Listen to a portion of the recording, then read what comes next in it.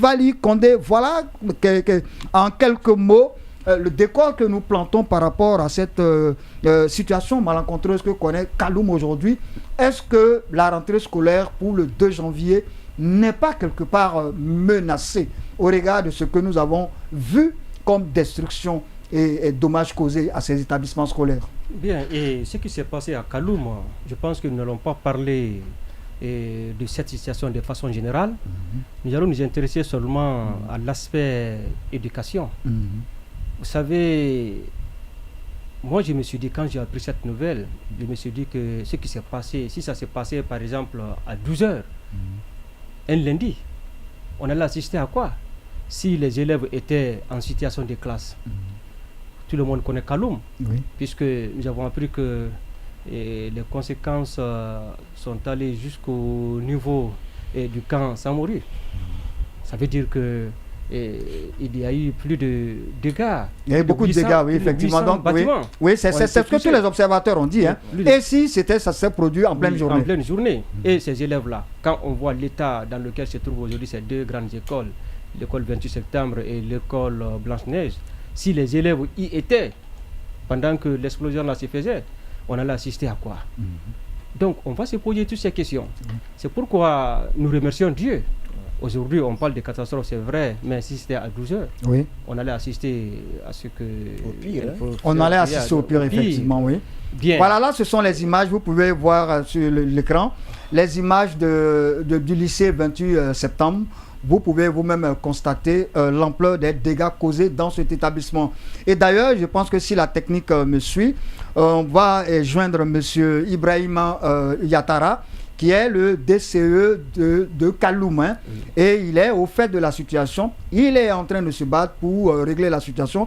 Donc, si nous pouvons l'avoir tout de suite, ce serait intéressant pour que les téléspectateurs comprennent réellement ce qui se passe au niveau de cet établissement qui est sous sa juridiction. Monsieur Vali Condé, on peut continuer? Oui, mais maintenant, la question que nous posons tous est de savoir, est-ce que on peut aujourd'hui permettre aux élèves de revenir étudier dans ces concessions scolaires scientifiquement et les conséquences résiduelles.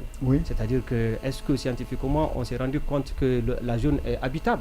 Est-ce que la zone, les bâtiments sont utilisables? Pas même ça, parce que quand il y a eu explosion, il y a, n'est-ce pas, des conséquences résiduelles qui sont liées à cette explosion. Est-ce que l'air est propice à la vie des hommes? Parce qu'il y a des populations déplacées. Il y a des populations déplacées. Est-ce que la vie, est-ce qu'on peut vivre là-bas en ce moment-là? C'est la question là qu'on se pose. Parce que certains disent aujourd'hui qu'il faut réhabiliter ces écoles, mais l'autre question, il faut se poser pourquoi on demande à tout le monde de porter la bavette. C'est parce que tout simplement l'air qui est respiré, est-ce que l'air là n'est pas pollué? Si l'air là est pollué, donc on ne doit plus penser à la réhabilitation. Voilà, donc on a M. Ibrahima Yatara, le DCE de Kaloum en ligne. Monsieur le DCE, bonsoir et bienvenue à vous. Allô. Oui, bonsoir, monsieur le DCE. Oui, bonsoir. Voilà, et le week-end? Oui, ça va un peu, oui. Voilà, c'est Ibrahima Yatara, c'est le DCE de Kaloum. Voilà, monsieur le DCE, voilà. Vous avez vu avec nous les images de l'établissement du lycée 28 septembre, hein? Voilà, les téléspectateurs et les auditeurs veulent savoir réellement quel est le constat aujourd'hui qu'on peut faire en termes de destruction au niveau du lycée 28 septembre. Ah bon, pas seulement au niveau du lycée 28 septembre. Au niveau de nos écoles qui ont été impactées. Mais l'école qui a été sérieusement impactée, c'était les écoles qui étaient situées dans le rayon d'exclusion, dans le rayon d'action.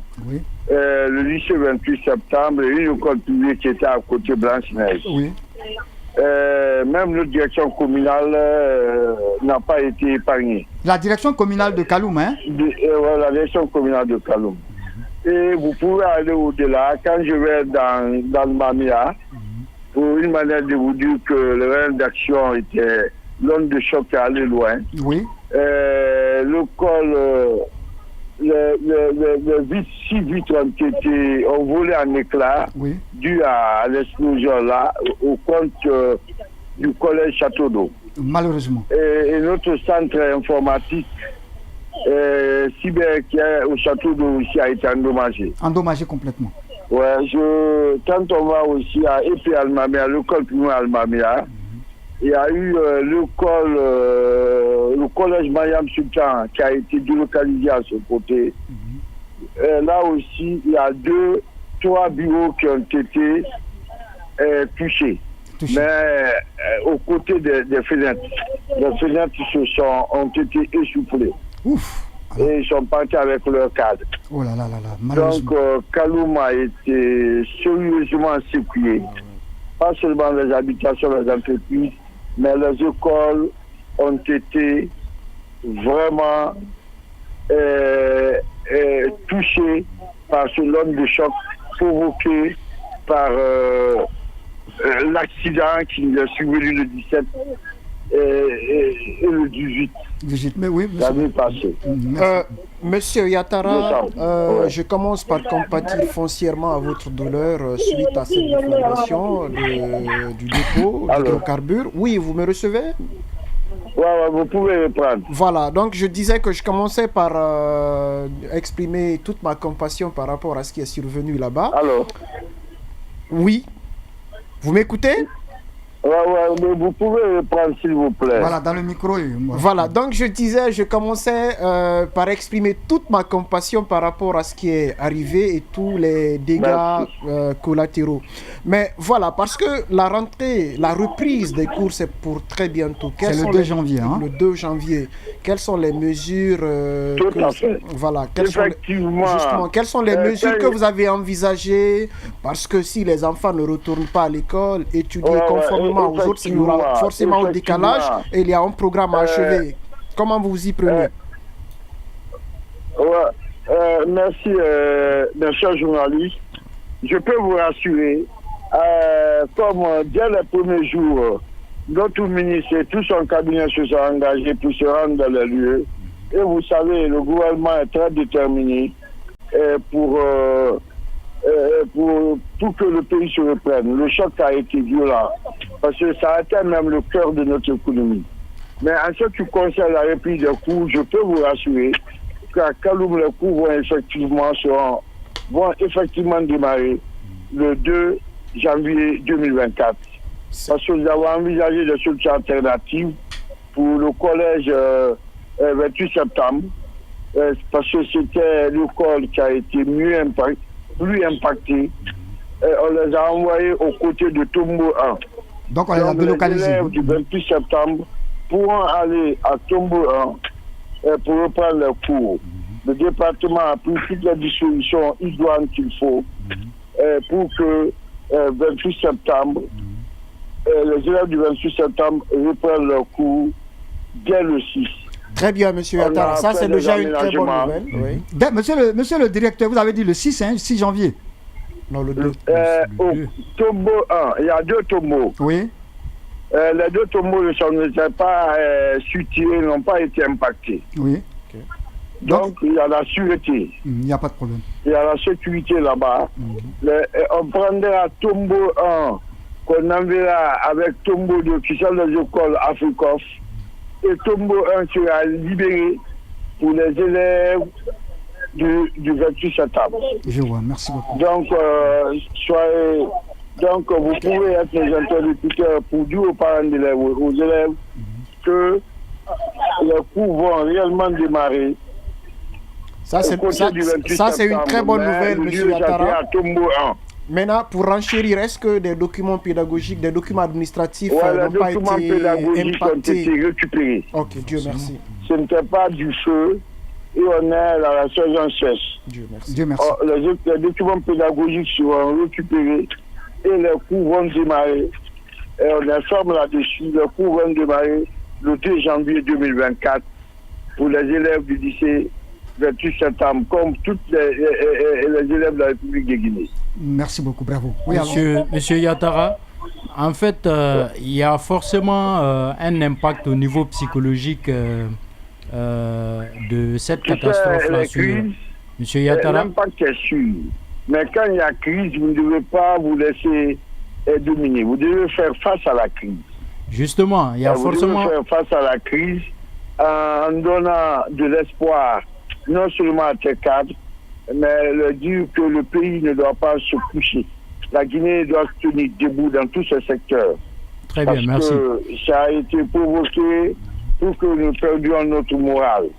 J'ai dit, et je suis ferme là-dessus, Même aujourd'hui, le chef de cabinet a été délégué par le ministre pour venir encore voir le lycée 28 septembre et dire quelles sont les discussions que nous sommes en train de prendre. Lui-même, il a dit que tout le département soit à nos côtés pour ne pas qu'il y ait décalage de calendrier au niveau de notre direction communale de l'éducation. En fait, heureusement, on a trouvé des solutions IGBAN pour permettre aux élèves du 28 septembre de reprendre leurs cours à Tombo 1. L'école primaire Tombo 1, une école d'application. Merci beaucoup. En fait, il y a forcément un impact aussi psychologique au niveau des élèves. Je voudrais savoir, M. Yatara, qu'est-ce que vous avez pris comme mesure pour atténuer un peu cet impact psychologique-là au niveau des élèves? Parce que forcément, une catastrophe d'une telle envergure a forcément un impact psychologique sur les élèves. Vous savez, vous tous, vous êtes en train de jouer votre rôle. Vous avez vu l'élan de solidarité qui est en marche. Donc, nous, c'est d'abord sur le plan pédagogique que nous allons agir, en réagissant le groupe pédagogique. Mais en ce qui concerne les moyens, notre département sera à nos côtés. Ils sont en train de le faire pour que les cours démarrent effectivement le 2 janvier. Le reste, c'est avec le temps.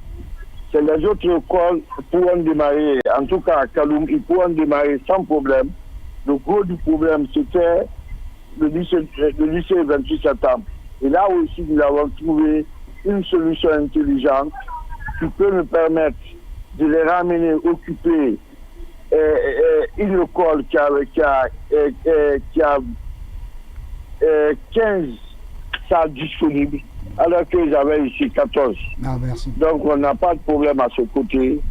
Ils pourront venir s'installer sans problème et reprendre leur cours le 2 janvier 2024.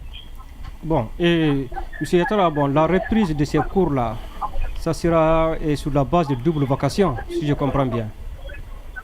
Vous savez, il y a beaucoup de personnes qui sont en train, quand je prends les syndicalistes, je prends l'éducation même. Ils sont en train d'accompagner les écoles sinistrées, en cahier, en BIC, tout ce que vous connaissez.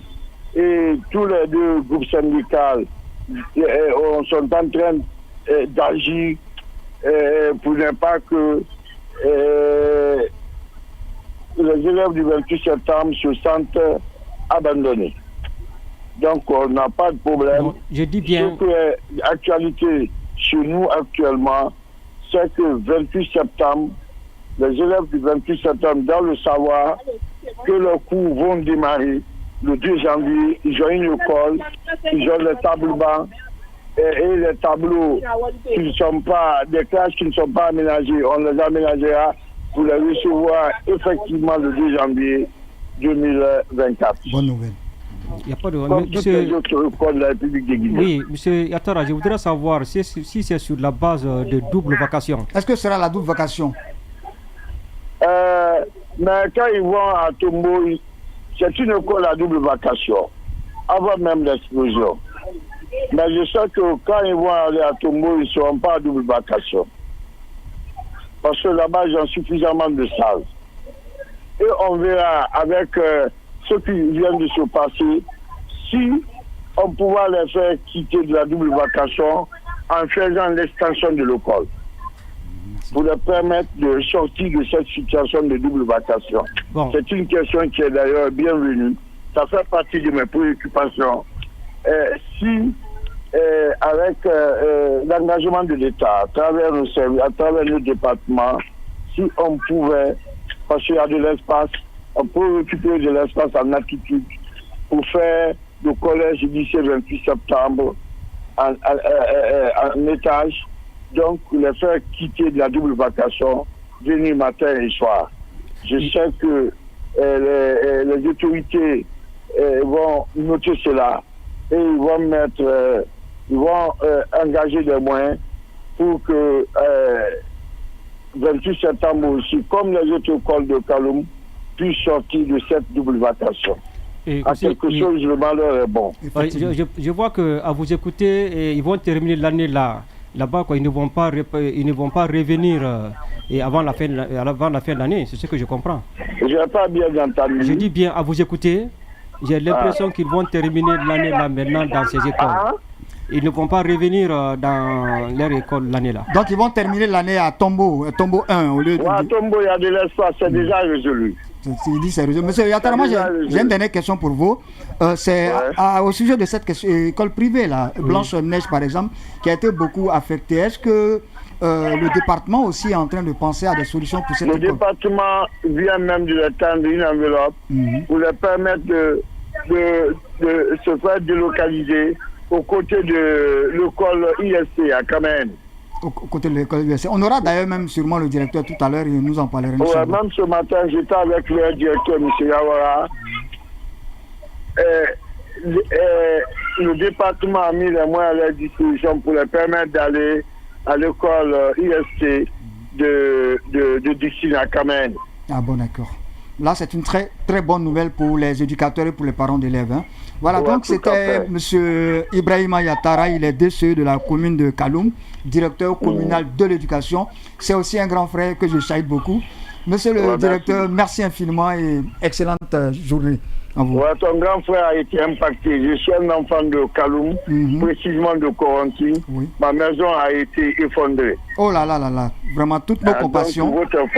Toutes nos compassions et espérons que les autorités auront entendu cela et qu'on n'oubliera pas des acteurs de l'éducation comme vous et on leur permettra de se retrouver le plus rapidement possible pour que l'école guinéenne aille mieux. Ça me fait un très grand plaisir. Amina. Merci beaucoup et excellente journée. Merci votre radio. Merci beaucoup. Voilà. Donc on va poursuivre. C'était M. Ibrahima Yatara, le DCE de la commune de Kaloum.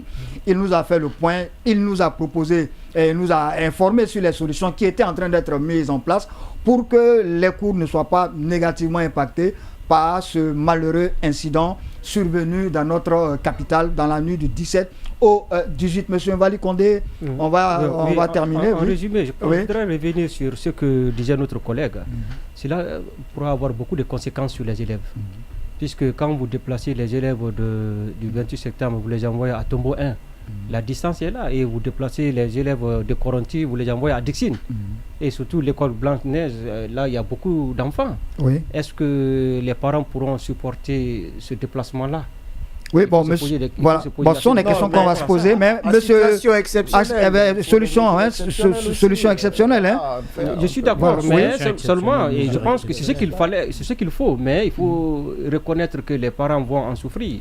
Et il serait bon de trouver des bus pour pouvoir les aider à déplacer facilement les élèves, puisque les parents n'étaient pas prêts. J'espère que les autorités ont attendu. Si par exemple, le déplacement des bâtiments, par exemple, crée des problèmes de déplacement aux enfants, si on peut les aider, si on peut aider les parents à avoir des moyens de locomotion pour pouvoir arriver dans ces établissements. On sait dans quelle situation les parents vivent à Kaloum. À Kaloum, effectivement. Et beaucoup, surtout dans les écoles publiques, par exemple, sont dans des familles, viennent de familles très modestes, effectivement. Il faut chercher 10 000, 20 000 par jour pour le transport, alors que dans la famille, on peut faire 2 jours sans préparer et ça pose problème. Ça pose problème. Je pense que c'est un bon point de vue. Nous allons aller avec surtout notre deuxième interlocuteur au téléphone.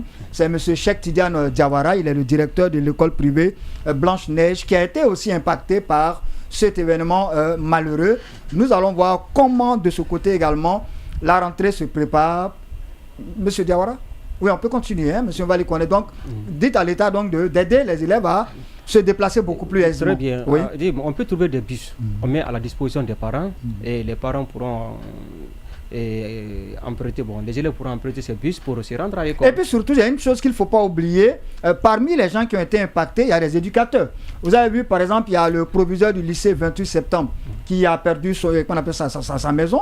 Il y a le directeur communal avec qui nous échangeons tantôt, qui a également été impacté. Non seulement le domicile, mais l'administration de la DCE également a été touchée.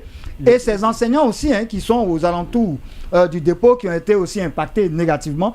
Espérons qu'on trouvera des solutions pour que cela puisse donner le meilleur d'eux-mêmes. Parce qu'on ne peut pas faire du bon travail quand on n'a pas un toit au-dessus de sa tête. Hein. Bon, je pense que les solutions ne sont pas encore totalement trouvées. Il y a encore beaucoup à faire pour l'école guinéenne au niveau de Kaloum. Monsieur Alpha, j'ai envie de dire Barry, mais monsieur Alpha Ba. Ce que moi je voudrais surtout aussi dire, c'est que l'État doit prendre des dispositions, puisque cela avait déjà été dit par le passé.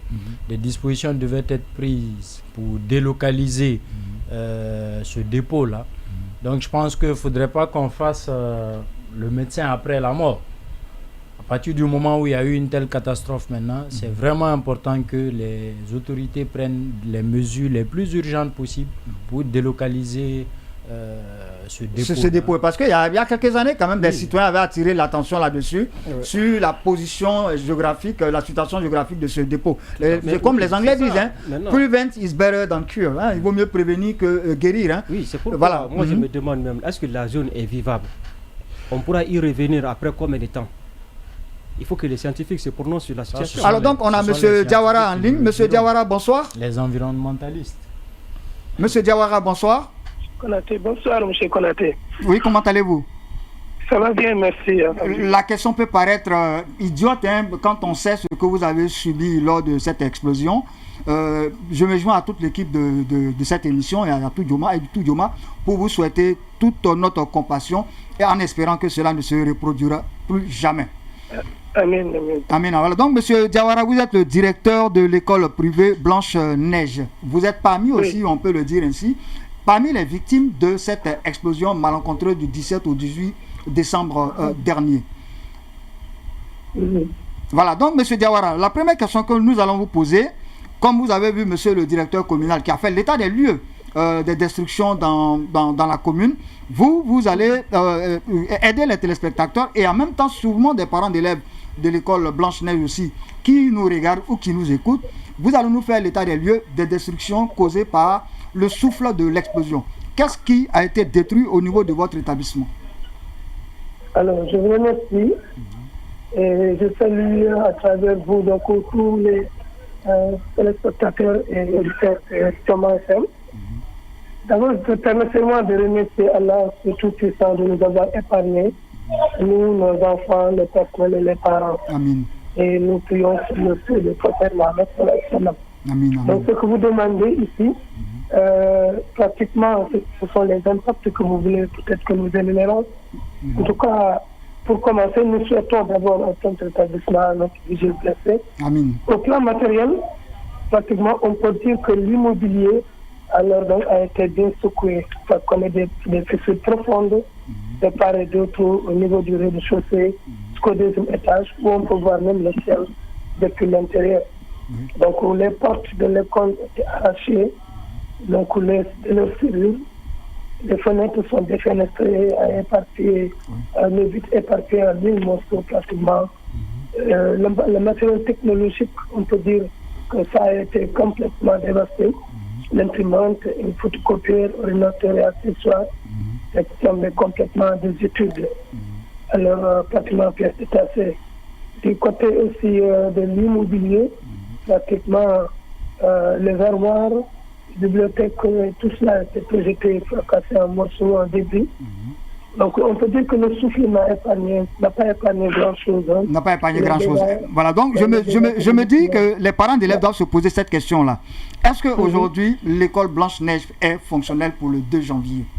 Bon, comme la voiture de fonction du directeur, rien n'est fonctionnel aujourd'hui. Et il y a un grand manque à gagner, pratiquement. Donc aujourd'hui, on ne fonctionne pas à l'école. Nous allons déménager. Voici le mot qu'il faut. Vous avez déménagé, hein? Oui. Bon, nous sommes actuellement en déménagement. Nous avons fini presque. Hier, ça a été le grand déplacement. Mais ça continue durant le week-end. Voilà. Donc, je vais terminer, M. Mvali Kondé, et vous allez lancer.